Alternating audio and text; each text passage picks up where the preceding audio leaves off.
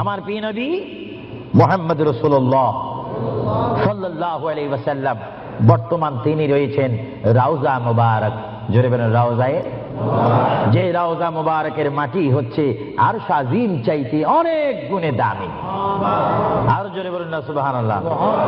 কারণ রাসূলুল্লাহ সাল্লাল্লাহু আলাইহি ওয়াসাল্লামের দাম আরশ আজিম চাইতে কম না বেশি? কেন বেশি?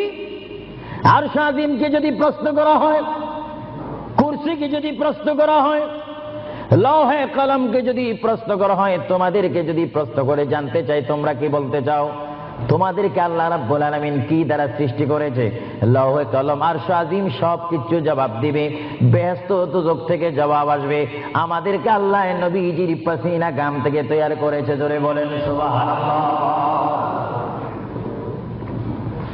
আমার প্রিয় নবী মুহাম্মদ রাসূলুল্লাহ যেখানে শুয়ে আছেন সেটা হচ্ছে আরশের চাইতে আরো বেশি দামি রওজায়ে মুবারক।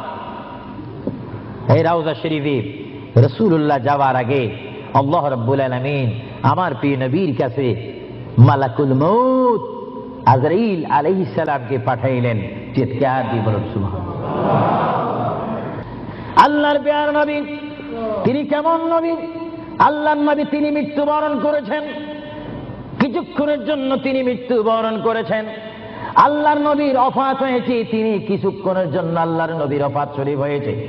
ভাইরা আমার শুনুন, আল্লাহর প্যারা নবীর দরবারে আল্লাহ রাব্বুল আলামিন আজরাইলকে পাঠাইলেন। হে আজরাইল, আমার বন্ধু নবীজির কাছে তুমি চলে যাও। আমার বন্ধুর কাছে যাবে তুমি মানুষের সূরতে। সুবহানাল্লাহ বলেন। আরো জোরে বলেন কিসের সূরতে? আপনারা বলেন আজরাইল কি মানুষ না ফেরেশতা? আরো জোরে বলেন কি? এখন মানুষের সূরত ধরার কারণে কি সব সময় মানুষ বলবেন নাকি? মানুষ বলা যাবে না। আল্লাহ বলে আজরাইল মালাকুল মউত আমার বন্ধুর কাছে তুমি চলে যাও। এমন বন্ধুর কাছে আমি তোমাকে পাঠাচ্ছি যে বন্ধুকে আমি তৈরি না করলে লাউলা কালামা খালাকুতুল আফলাক। আজরাইল তোমার জানা উচিত যেই বন্ধুকে আমি সৃষ্টি না করলে তুমি আজরাইলকে, জিবরাইলকে, মিকাইলকে, ইসরাফিলকে, আসমানি ফেরেশতা, জমিনি ফেরেশতাদেরকে আটকানা বেহেশত, সাতখানা দুজক আমি সৃষ্টি করতাম না, সামা তৈরি করতাম না, আসমান তৈরি করতাম না, আরদ জমিন তৈরি করতাম না, ফুলসুরাত বানাইতাম না যে নবীকে আমি সৃষ্টি না করলে। এমন একজন নবীর কাছে আমি তোমাকে পাঠাচ্ছি, তুমি সুন্দর করে আদব সহকারে আমার বন্ধুর কাছে চলে যাও এবং যাওয়া মাত্র তুমি তোমার সালাম আমার বন্ধুর কাছে রাখবে এবং আমি আল্লাহর সালাম তো পৌঁছাই দিবে। জোরে বলেন সুবহানাল্লাহ। বলেন আল্লাহু আকবার। নবীকে সালাম দিচ্ছেন কে? আরো জোরে বলুন না কে? আল্লাহ যদি দিতে পারেন বন্ধুর সালাম বন্ধুকে, আমরা সেই নবীকে সালাম দিতে চাই কি চাই না? নবীকে সালাম দিবেন এইভাবে, দোস্ত কেমন আছিস, এইভাবে নাকি? আদব সহকারে, আদব সহকারে সালাম দিতে হবে। পৃথিবীর যে কোনো জায়গায় বেয়াদবি চলে, কিন্তু রাসূলের দরবারে কোনো বেয়াদবি চলে না। রাসূলের দরবারে যদি কেউ বেয়াদবি করে তার ইতিহাস আসমান ও জমিনের বিশ্ব নন্দিত শ্রেষ্ঠতম স্পিকার যিনি হচ্ছেন মুআল্লিমুল মালায়েকা, যিনি বর্তমান স্টেজে রয়েছেন মিস্টার ইবলিস শয়তান 6.5 লক্ষ বছর ইবাদত করেছে। রাসূলুল্লাহর নূর মুবারক অস্বীকার করার কারণে সঙ্গে সঙ্গে আমার আল্লাহ ফতোয়া দিয়েছেন আবা ওয়াস্তাগবারা ওয়া কানা মিনাল কাফিরিন। আল্লাহ রাব্বুল আলামিন বলেন, ইবলিস তুমি তো অনেক ইবাদত করেছো, শুধুমাত্র বন্ধুর শানে বেয়াদবি করার কারণে আমি তোমার 6.5 লক্ষ বছরের ইবাদতকে রুইয়ের মতো তুলার মতো জ্বালিয়ে আমি তোমাদেরকে কাফিরুল কুফার বানিয়ে দিলাম। কারণ আমি আমার নবীর শানে যদি কেউ বেয়াদবি করে সেটা আমি আল্লাহ বরদাস্ত করি না। চিৎকার দিয়ে বলেন সুবহানাল্লাহ। আরো জোরে বলেন না সুবহানাল্লাহ। কি বলতেছিলাম ভাইয়েরা আমার? আল্লাহর প্রিয় নবী দু জাহানের বাদশা নবী মুহাম্মদুর রাসূলুল্লাহর দরবারে আজরাইল আলাইহিস সালাম আসলেন। এবার আজরাইল এসে সালাম দিচ্ছে। আমার ভাইরা বলুন, আসসালাতু ওয়াসসালামু আলাইকা ইয়া রাসূলুল্লাহ। সবাই জোরে বলেন মুহাব্বতে। ফেরেশতারা ক্যাসেট করতেছে, এই সালামের আওয়াজ অবিশ্বয় নিজ কানে হাসরের ময়দানে শুনতে পারবেন। চিৎকার দিয়ে বলেন সুবহানাল্লাহ। আমার বুড়ো বুড়ো বাবারা, আমার যুবক ভাইরা, আমার জ্ঞানী গুণী ভাইরা, শিক্ষিত ভাইরা, মা বোনেরা, সবাই বলুন আসসালাতু ওয়াসসালামু আলাইকা ইয়া রাসূলুল্লাহ, আসসালাতু ওয়াসসালামু আলাইকা ইয়া হাবিবাল্লাহ। আজরাইল আমার নবীর ঘরের দরজার মধ্যে যখন আসলো, আমার নবীর কাছে যখন চলে আসলো, আজরাইল যখন সালাম দিচ্ছে, বিশ্বের শ্রেষ্ঠ মহিলা, জান্নাতের কোটি কোটি কোটি কোটি নারী সমাজের সরদার হযরত ইমাম হুসাইন ও হাসাইনের মা, বিশ্বের শ্রেষ্ঠ নারী মা ফাতেমা ওই মুহূর্তে ঘরের মধ্যে তিনি উপস্থিত ছিলেন। জোরে বলেন সুবহানাল্লাহ। কে দরজার মধ্যে? কে যেন দরজা নাড়ালো, দরজার মধ্যে যেন কে শব্দ করলো। মা ফাতেমা কিছুক্ষণ পরে দরজার ভিতর থেকে, ঘর থেকে আল্লাহর নবীর সামনে তিনি বসান। মা ফাতেমা হঠাৎ করে ডাক দিলেন, কে ঘরের দরজার মধ্যে দরজা নাড়াচাড়া করতেছেন? কে আপনি? কে মানান? বাইর থেকে জবাব দিচ্ছি, আনা মালাকুল মউত, আনা আজরাইল। এই কথা বলার পরে মা ফাতেমা চোখের পানি ছেড়ে দিলেন। মা ফাতেমা চিৎকার দিয়ে বললেন, ইয়া রাসূলুল্লাহ, ইয়া হাবিবাল্লাহ, আমার জীবনে আমি এমন কোন মানুষ দেখিনি, দরজা খোলার পর আমি দেখলাম তার পাওটা হচ্ছে জমিনে আর তার মাথা দেখা যাচ্ছে আসমানে। ইয়া রাসূলুল্লাহ, এমন একটি ভয়ঙ্কর মানুষ আমার জীবনে আমি দেখিনি। আল্লাহর নবী চক্ষু মোবারকের পানি মোবারক ছেড়ে বলে, মা, ও মা, তুমি দেরি করো না, দরজা খুলে দাও। আল্লাহর মেহমান আমার দরবারে এসেছে, মেহমানকে বসতে জায়গা দাও। ইনি হচ্ছে মালাকুল মউত, যে বাবার থেকে সন্তানকে নিয়ে যায়, সন্তান থেকে বাবাকে নিয়ে যায়, মা থেকে ছেলে নিয়ে যায়, ছেলের থেকে মা নিয়ে যায়। এর নাম হচ্ছে মালাকুল মউত আজরাইল। হে আমার মা ফাতেমা, তোমার কোনো কথা বললে আমাকে বলে দাও, কিছুক্ষণ পরে আমি দুনিয়া ছেড়ে আমার আল্লাহর মহান দিদারে চলে যাব। জোরে বলেন সুবহানাল্লাহ। বলেন আল্লাহু আকবার। আরো জোরে বলেন আল্লাহু আকবার। আমরা মহান আল্লাহ চাই কি চাই না? আরো জোরে বলেন চাই কি চাই না? যদি মহান আল্লাহ চেতে হয়, পেতে হয়, মানতে হয়, একটি মাত্র আদর্শ আমাদেরকে জমিনে মানতে হবে, রাখতে হবে। যে আদর্শের প্রতীক ওয়ালার নাম সবাই বলেন মুহাম্মাদুর। আরো জোরে বলেন না মুহাম্মাদুর। মা ফাতেমা কাঁদতে শুরু করলেন, আমার নবীও কাঁদতে শুরু করলেন। মা ফাতেমা বলে, ইয়া রাসূলুল্লাহ, ইয়া হাবিবাল্লাহ, বুঝিছি মনে হয় আপনি চলে যাবেন, না হয় আমি চলে যাব। আল্লাহর প্যারা নবী কেন্দে কেন্দে বলে, ফাতেমা আমি চলে যাব, আমার নবুয়তের দায়িত্ব, আমার উপরে যা দায়িত্ব ছিল আমি সব দায়িত্ব কমপ্লিট করেছি। হ্যাঁ ফাতেমা, শুধু আমি বিশ্ববাসীর জন্য নবী নয়, বিশ্ববাসীর জন্য আমি শুধু রহমত নয়, কবরের মধ্যে যারা অবস্থান করেছে তাদের জন্য আমি পয়গাম্বার। আমার দায়িত্ব যেমন দুনিয়াওয়ালাদের জন্য রয়েছে, তেমন কবরের মধ্যে যারা গিয়েছে তাদের জন্য রয়েছে। আজকে আমি যদিও দুনিয়া থেকে চলে যাই, কবরের মধ্যে কোটি কোটি উম্মত রয়েছে, তাদের জন্য আজকে আনন্দের দিন। জোরে বলেন সুবহানাল্লাহ। আরো জোরে বলেন সুবহানাল্লাহ। আমার নবী যেমন দুনিয়ার নবী, তিনি তেমন আখিরাতেরও নবী। তিনি যেমন বিশ্ববাসীর জিন্দা যারা রয়েছেন, নারী সমাজ, মহিলা সমাজ, পুরুষ সমাজ, আমাদের জন্য নবী যেমন রহমত, যারা কবরের মধ্যে নারী পুরুষ অবস্থান করেছে তাদের জন্য আমার নবী রহমত। চিৎকার দিয়ে বলেন সুবহানাল্লাহ।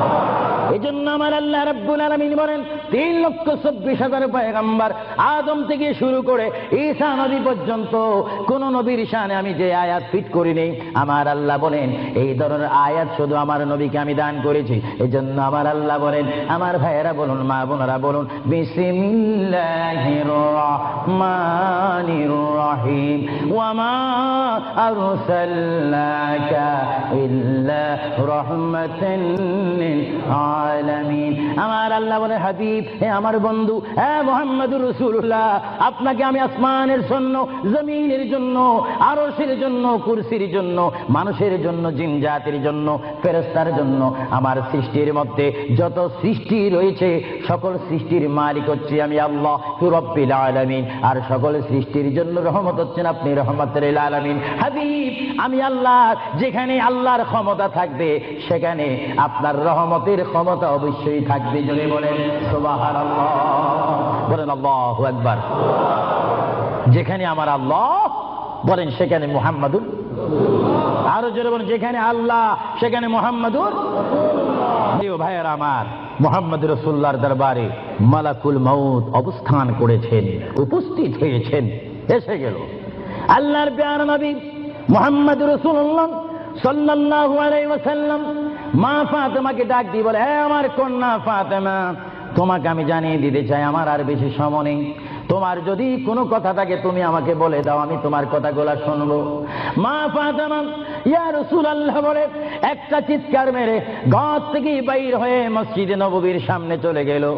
মা ফাতেমা সেখানে গিয়ে দেখে ইমাম হাসান হুসাইন খেলাধুলা করতেছে।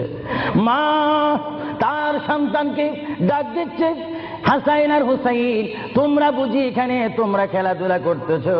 আমার বাবা বিশ্বনবী মুহাম্মদুর রাসূলুল্লাহ সাল্লাল্লাহু আলাইহি ওয়াসাল্লাম দুনিয়া থেকে চলে যাচ্ছে, তোমাদের যদি কিছু চাওয়ার থাকে, পাওয়ার থাকে, তোমরা আমার বাবার কাছে চলে যাও। আল্লাহ হাবিবের নাতি ইমাম হাসান হুসাইন ইয়া নবী বলে বলে, ইয়া রাসূল বলে বলে চিৎকার দিয়ে দিয়ে তারা আমার নবীর কাছে চলে আসলো। কিতাবের মধ্যে আসে দুনো ভাই আল্লাহর নবীকে জড়ায় ধরে বলে, নানা গো, ও নানা, আমাদের বাবা আলীর মতো গরিব সাহাবী দুনিয়ার মধ্যে নাই। নানা, আমাদের মা ফাতেমা জান্নাতের মহিলাদের সরদার বলে আপনি ঘোষণা দিয়েছেন, আমাকে জান্নাতের নওজওয়ানদের সরদার বলে ঘোষণা দিয়েছেন। নানা গো, পৃথিবীর বুকে থাকতে হলে তো পেটের প্রয়োজন আছে, খিদার প্রয়োজন আছে। ও নানা, যখন দুনিয়ার মধ্যে খিদা পাইতো 3 দিন 4 দিন পর্যন্ত আমার মা গুনে চুলাতে আগুন দিতে পারতেন না। টাকা নাই, পয়সা নাই, চুলাতে পর্যন্ত আগুন জ্বলে না, পাথর বেঁধে বেঁধে আমরা রাত্রে ঘুমাইতাম। ইয়া রাসূলুল্লাহ, ইয়া হাবিবাল্লাহ, আপনার রহমতের চেহারার দিকে যখন নজর করতাম আমাদের পেটটা ভরে যাইত, খিদার কথা আমরা ভুলিয়ে যাইতাম। ইয়া রাসূলুল্লাহ, আপনি যদি দুনিয়া থেকে চলে যান আমরা কার চেহারার দিকে নজর করে আমাদের পেটের খিদা দূর করব? আল্লাহর নবী চক্ষু মুবারকের পানি ছেড়ে বলে, হাসাইন আর হুসাইন, তোমরা কেঁদো না। যতবার তোমরা নামাজ পড়বে আর নামাজের মধ্যে তোমরা বলবে আসসালামু আলাইকা আইয়ুহান নাবিয়্যু ওয়া রাহমাতুল্লাহি ওয়া বারাকাতুহু, যতবার তোমরা আমাকে সালাম দিবে ততবার আমি তোমাদের সামনে উপস্থিত থাকবো। জোরে বলেন সুবহানাল্লাহ, বলেন আল্লাহু আকবার। মুহাম্মদ রাসূলুল্লাহ সাল্লাল্লাহু আলাইহি ওয়াসাল্লাম তিনি নিজে কাঁদেন, হাসাইন কাঁদেন, হুসাইন কাঁদেন, আলীও কাঁদেন, ফাতেমাও কাঁদেন। আজরাইল বলেন তিনি আজরাইলও কান্দা শুরু করেছেন। আমি পৃথিবীতে বহু মানুষের রূহ নিয়েছি, প্রাণ নিয়েছি, কিন্তু আমি মালাকুল মউত কোনোদিন কাঁদিনি। এখন আওলাদ রাসূলের অবস্থা দেখে যখন আজরাইলও কাঁদতেছেন, আল্লাহর প্রিয় নবী সাল্লাল্লাহু আলাইহি ওয়াসাল্লাম মা ফাতেমাকে ডাক দিলেন, হে আমার মেয়ে, তোমাকে আমি কত আদর করেছি, তোমার কোনো কথা আছে কিনা? মা ফাতেমা প্রশ্ন করলেন, ইয়া রাসূলুল্লাহ, আপনি তো দুনিয়া থেকে চলে যাবেন, দুনিয়া থেকে চলে যাওয়ার পরে এই জায়গাটার নাম হচ্ছে কবর, কবরের পরে একটা জায়গা হবে হাসর। এই হাসরের ময়দানে কোটি কোটি উম্মত, মা ব্যতীত, বাবা ব্যতীত, আত্মীয় স্বজন ব্যতীত অসহায় হয়ে মানুষ নফসি নফসি করবে, মানুষ নিজের ঘামে নিজেরা সাঁতার কাটবে। ইয়া রাসূলুল্লাহ, ওই বিশাল 12 সূর্যের তাপ মাথার উপরে থাকবে, ওই কঠিন মুসিবতের সময় আমরা আপনাকে কোথায় পাবো? আল্লাহর নবী কেঁদে কেঁদে বলেন, এ ফাতেমা, আমি তোমাকে জানিয়ে দিলাম হাসরের ময়দানে তোমরা আমাকে একটি জায়গায় পাবে, যে জায়গার নাম হচ্ছে মিজান, যেখানে আমার উম্মতের নেক এবং বদি ওজন হবে। ওইখানে আমি নবী দাঁড়িয়ে থাকবো, আমার উম্মতকে যেন ফেরেশতারা জাহান্নামে নিতে না পারে। জোরে বলেন সুবহানাল্লাহ। আল্লাহর প্যারা নবী কেঁদে কেঁদে বলেন, ফাতেমা, আমাকে তুমি মিজান পাল্লার কাছে দেখতে পাবে। আর ফাতেমা প্রশ্ন করলেন, ইয়া রাসূলুল্লাহ, যদি মিজানে যদি আপনাকে না পাই? আল্লাহর নবী কেঁদে কেঁদে বলেন, আমাকে তোমরা জাহান্নামের দরজার মধ্যে পাবে। ইয়া রাসূলুল্লাহ, সেখানে যদি না পাই ফুলসিরাতের ঘোড়ার মধ্যে পাবে। ইয়া রাসূলুল্লাহ, সেইখানে যদি না পাই হাউজে কাউসারের কিনারায় পাবে।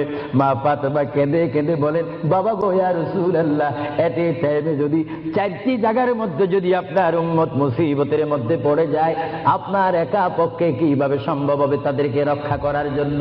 আল্লাহ হাবিব চোখের পানি ছেড়ে বলে, ফাতেমা, তুমি আমাকে এতক্ষণ চিনতে পারো না গো ফাতেমা, তুমি জগতের বাবার মতো আমাকে বাবা মনে করো না। ফাতেমা, আকাশে যখন বৃষ্টি হয়, ওই বৃষ্টি পড়ার আগে আকাশে বিজলি মারে ঝিলিক মিলিক করে। ফাতেমা, আমার উম্মত গুনাহগারকে আমি রক্ষা করার জন্য বৃষ্টির মতো হাসরের ময়দানে দৌড়াদৌড়ি করব, একটা উম্মত তো আমি জাহান্নামে যাইতে দেব না। করে বলেন সুবহানাল্লাহ। আল্লাহর প্রিয় নবী, দু জাহানের বাদশা নবী মুহাম্মদুর রাসূলুল্লাহ সাল্লাল্লাহু আলাইহি ওয়াসাল্লাম, তিনি কেমন নবী? আল্লাহর প্রিয় নবী, দু জাহানের বাদশা নবীকে তিনি ফাতেমার সাথে এই কথাগুলা বললেন।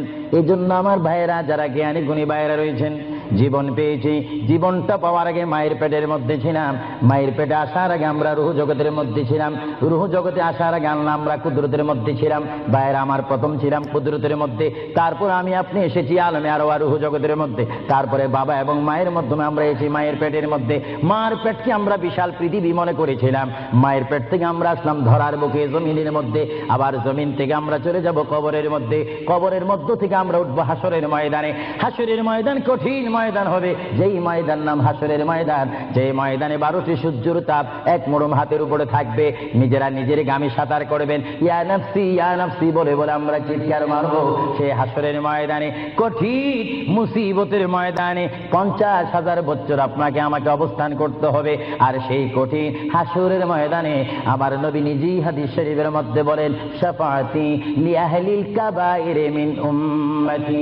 আল্লাহর প্যারা নবী হাদিস শরীফের মধ্যে বলেন, ওই ধরনের ওই শ্রেণীর উম্মতের জন্য আমার সুপারিশের দরজা খোলা থাকবে, যেই সমস্ত উম্মত আল্লাহর জমিনে গুনাহ করেছে, গুনাহ করার পরে আমার আল্লাহ ক্ষমা করেনি, বান্দা কাঁদার মতো কেঁদেছে, তারপর আল্লাহর দয়া হয়নি, ওই হাসরের ময়দানে উম্মতের চেহারা দেখে দেখে আমি নবী তাদের ডাইন হাত ধরে ধরে আমি সুপারিশ করে করে আমার মহান আল্লাহর গোসাকে পানি করে আমার উম্মত গুলিকে আমি জান্নাতে পৌঁছাই দেব। জোরে বলেন সুবহানাল্লাহ।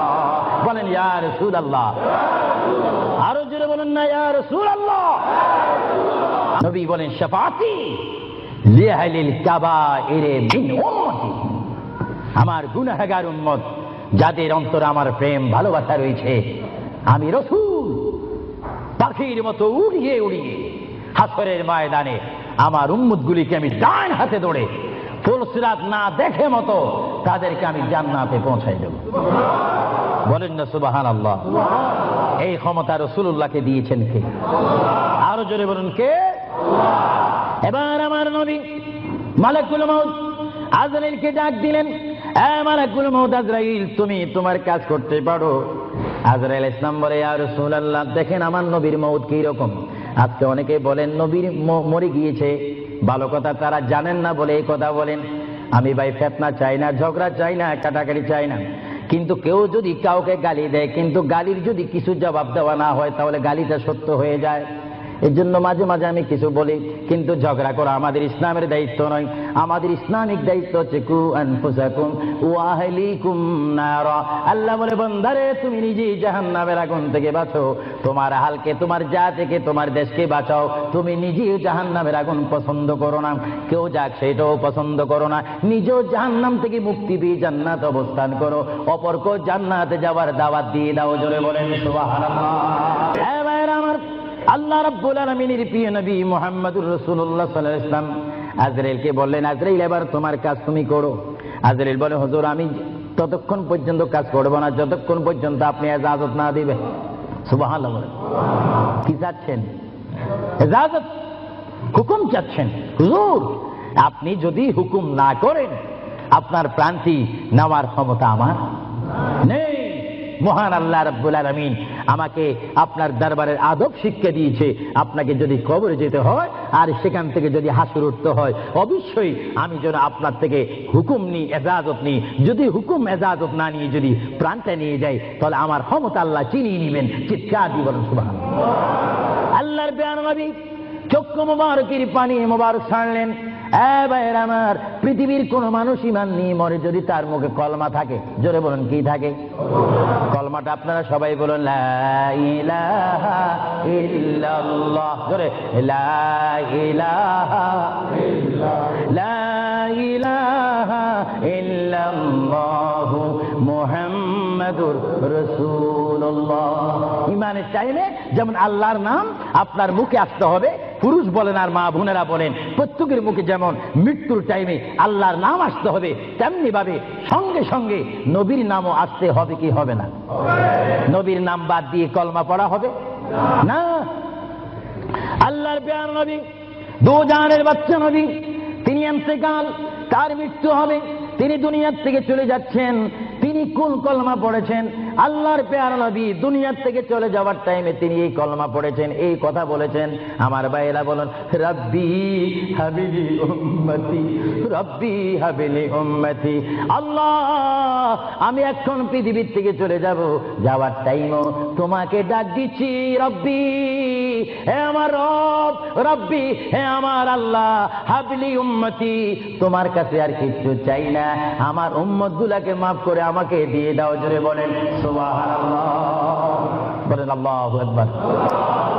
কিন্তু মানুষ যখন কবরে যায় কলমা পড়তে হয় কি হয় না? ঈমান।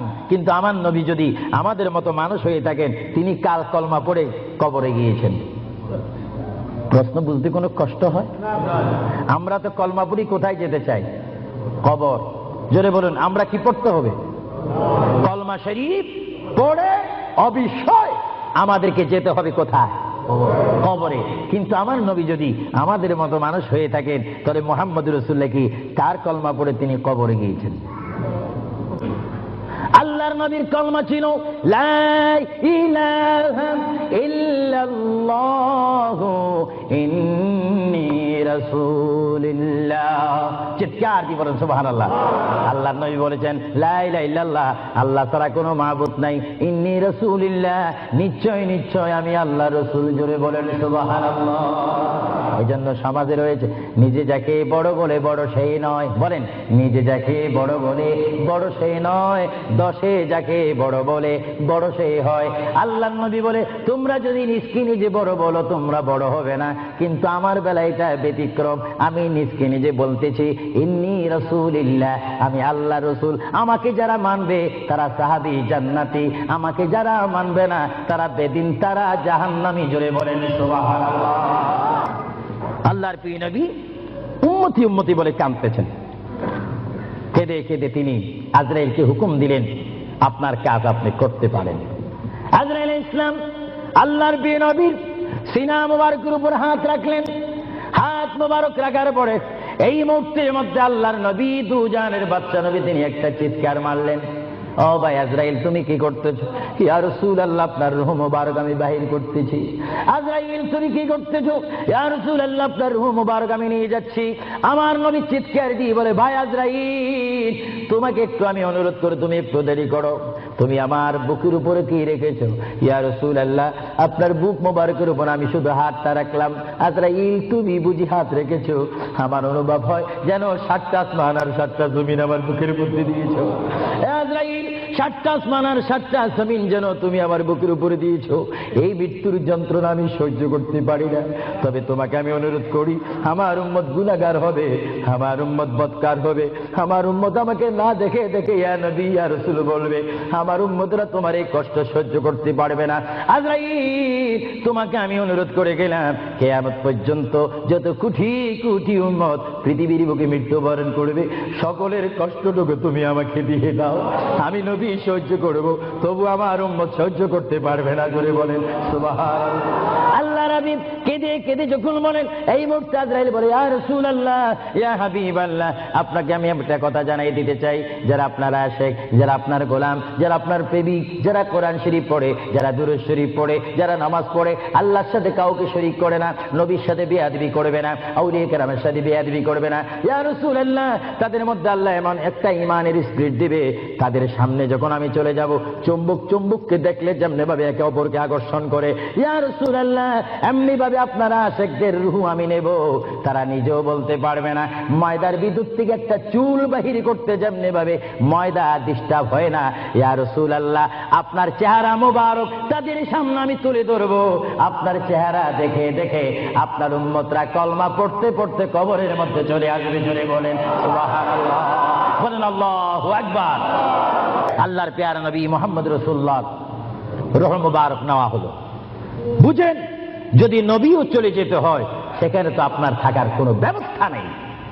চিন্তা করেন, আপনার ঘরটা কত লক্ষ টাকার, আপনার অবস্থান কত কোটিপতি, শিল্পপতি, সব মিথ্যা, সব বানর আমার আপনার পর হবে, কিচ্ছু সঙ্গে যাবে না।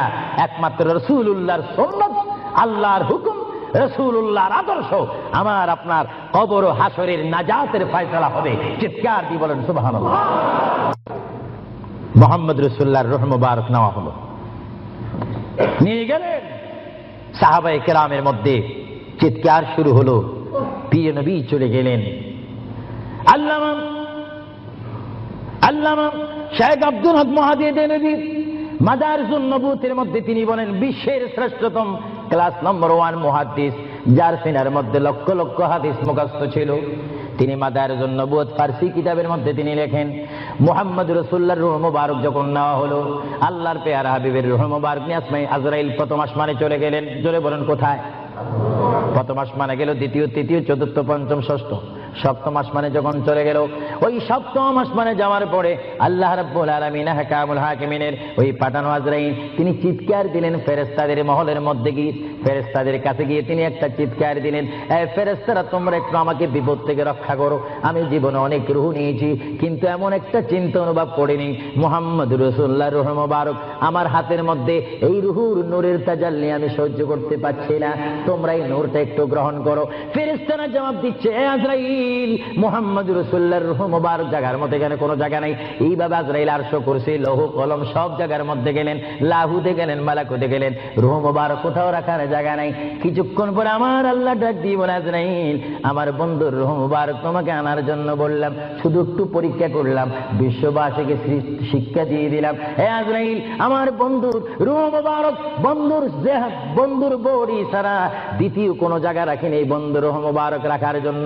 হে আজরাইল, তুমি দেরি করো না, যে মদিনার থেকে সাহাবায়ে কেরামের সামনে বন্ধুর রূহ মুবারকটা নিয়ে এসেছো, আবার ওই জায়গায় গিয়ে রূহ মুবারকটা দিয়ে আসো। জোরে বলেন সুবহানাল্লাহ, বলেন আল্লাহু আকবার, বলেন ইয়া রাসূলুল্লাহ।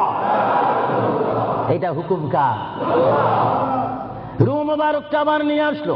রূহ মুবারক নিয়ে আসার পরে হযরত আব্বাস বলেন, হযরত আলী বলেন, হযরত ওমর বলেন, সাইয়্যিদনা আবু বকর সিদ্দিক বলেন, বিশেষ করে হযরত আব্বাস রাদিয়াল্লাহু তাআলা আনহু বলেন, আমি দেখতে পেলাম আল্লাহর নবী চেহারা মোবারক উপর কাপড় ছিল, কাপড়টা যখন ছিল, হঠাৎ করে আমি দেখি আল্লাহর নবীর জবান মোবারক যেন নড়াচড়া করতেছে। সুবহানাল্লাহ।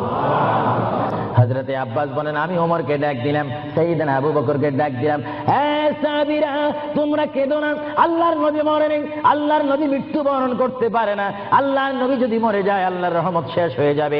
তোমরা দেখো রে, আল্লাহর নবী যেন জবান মোবারকে কি জানি বলতেছে। হযরতে সাইয়্যিদনা আবু বকর বলেন, আমার কানটি, আমার ডান কান আল্লাহর নবীর জবান মোবারক উপরে যখন দিলাম, আমি দেখতেছি আল্লাহর হাবিব জবান মোবারক দিয়ে বলতেছে, রব্বি হাবিলি উম্মতি, রব্বি হাবিলি উম্মতি।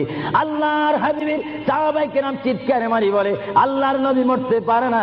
আল্লাহর নবীর কাফন মোবারকের কাপড় যখন একটু সরানো হলো, আমার নবী একটু মুস্কি হাসি দিলেন। সাইয়্যিদনা আবু বকর বলেন, আমি রাসূলের মুস্কি হাসি দেখে একটা ইঙ্গিত পেলাম, আমাকে এই অবস্থাও তোমরা কবর দিতে হবে। জোরে বলেন সুবহানাল্লাহ, আরো জোরে বলেন। সাইয়েদনা আবু বকর সিদ্দিক বুঝে গেলেন আল্লাহর নবীকে গোসল দেওয়া হলো, সব কিছু দেওয়া হলো, জানাজা পড়াইয়ে ইমাম বিহীন আমাদের জানাজা পড়তে হয় ইমামের নেতৃত্বে, 4 তাকবীরের সহিত কি পড়ে? জানাজা। আরো জোরে বলেন কি পড়ে? ইমাম কি পিছে থাকে না সামনে থাকে? কিন্তু আমার নবীর জানাজা এইভাবে হয়নি। আমার নবীর জানাজা কিভাবে হয়েছে জানেন? কুররাতুল ওয়াইজিন দুররাতুন নাসিহিন কিতাবের নাম বলে দিচ্ছি মাআরিজুন নবুওয়াত, কিতাবের নাম বলে দিচ্ছি মাকামে নবুওয়াত, শাওয়াহিদুন নবুওয়াত। এই কিতাবখানা লেখা হয়েছে আজ থেকে প্রায় 850 বছর পূর্বে। আল্লামা আব্দুর রহমান নুরউদ্দিন জামি রহমাতুল্লাহ আলাইহি কিতাবের মধ্যে উল্লেখ করেন মুহাম্মদুর রাসূলুল্লাহ সাল্লাল্লাহু আলাইহি ওয়াসাল্লাম এমন একজন পয়গম্বর যার মৃত্যু এমন একটা মৃত্যু হয়েছে যিনি কবর শরীফে যাওয়ার আগে তার নামাজে জানাজা পড়েছেন। সমস্ত ফেরেশতারা এসে তাওয়াফ করে করে, সমস্ত সাহাবীরা চতুর্দিকে তাওয়াফ করে করে, দুরূদ শরীফ পড়ে পড়ে নবীকে কবরের মধ্যে নিয়েছেন। জোরে বলেন সুবহানাল্লাহ। তোর নবীর জানাজা, আমাদের জানাজা যেমনি ভাবে পড়া হয় নবীর জানাজাও তেমনি ভাবে পড়া হয়নি। কারণ আমাদের জন্য, মৃত্যু ব্যক্তির জন্য জানাজা কি ফরজে কিফায়া, আর আমার নবী কি মরা না জিন্দা? আওয়াজে বোঝা যায় নবী মরে গেছে। আরো জোরে বলেন নবী মরা না জিন্দা? আপনার মদিনা শরীফ যান, মরা নবীর কাছে না জিন্দা নবীর কাছে? নামাজে দিয়ে নবীকে সালাম দিচ্ছেন, মরা নবী না জিন্দা নবী? এই জন্য আমার মা বোনকে আমি বলবো, আমার বাবাদেরকে বলবো, আমার নওজোয়ান ইসলামিক সেই সৈনিকদেরকে বলবো, আহলে সুন্নাত ওয়াল জামাতের কর্মী বাহিনীকে বলবো, আপনারা যখন নামাজ পড়বেন, নামাজের মধ্যে যখন সালাম দিবেন, আত্তাহিয়াতু পড়তে গিয়ে আসসালামু আলাইকা আইয়ুহান নবিয়্যু যখন বলবেন, নিয়ত রাখবেন, খেয়াল রাখবেন, ধারণা করবেন নবী আপনার সামনে, নবী আপনাকে দেখতেছে। যদিও আপনি না দেখেন, এই চিন্তা অনুভব করে যদি আপনি নামাজ পড়েন, এই নামাজটা আপনার জন্য হয়ে যাবে মেরাজ এবং বেহেশতের তালা খোলার চাবি। চিৎকার দিয়ে বলেন সুবহানাল্লাহ। এই জন্য রাসূলুল্লাহ বলেন আসসালাতু মিফতাহুল জান্নাহ, এবং অন্য হাদিসে বলা হচ্ছে আসসালাতু মিরাজুল মুমিনিন। নামাজ হচ্ছে ইমানদারের জন্য মেরাজ। কাদের জন্য মেরাজ? যারা নবী ওয়ালা হয়ে, নবীকে মোহাব্বত করে, আল্লাহর ভয়ে নামাজ পড়বে, সে নারী হোক আর পুরুষ হোক, তার জন্য ওই নামাজটা জান্নাতের দরজা খোলার চাবি হয়ে গেল। চিৎকার দিয়ে বলেন সুবহানাল্লাহ। আমরা নামাজ পড়তে চাই কি চাই না? আরো জোরে বলেন চাই কি চাই না? এটা দোনো শুনি পড়েন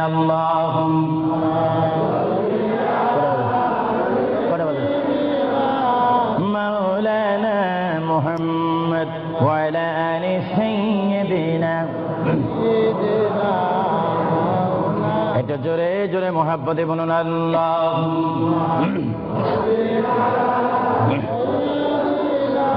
এখন কটা বাজে?